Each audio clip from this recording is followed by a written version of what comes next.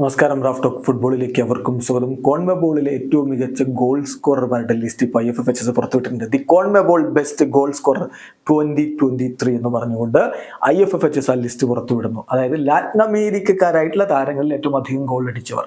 അവർ Latin അമേരിക്കയിൽ തന്നെ club football കളിച്ചു കൊള്ളണമെന്നില്ല. അവരുടെ ദേശീയ ടീം ലാറ്റിൻ അമേരിക്കയുടെ ഏതെങ്കിലും ഒരു രാജ്യമായാൽ മതി.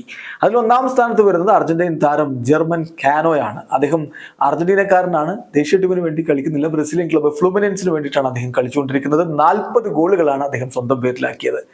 രണ്ടാം സ്ഥാനത്തുള്ളത് ബെഗ്സൺ ആണ്, 39 ഗോളുകൾ. അദ്ദേഹം ബ്രസീലിയൻ താരമാണ്. മലേഷ്യൻ ക്ലബ്ബായിട്ടുള്ള ജോഹർ ദാറുൽ താസിമിന് വേണ്ടിയിട്ടാണ് അദ്ദേഹം കളിക്കുന്നത്.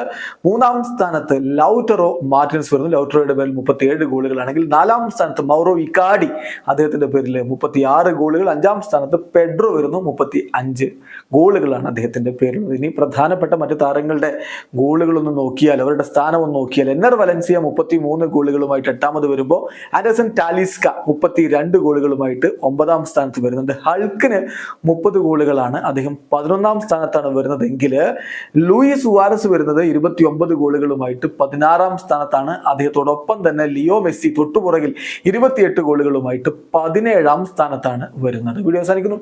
ഫുട്ബോൾ ലോകത്തെ കൂടുതൽ വിശേഷങ്ങളുമായി റാഫ് ടോക്സിൽ എത്താം.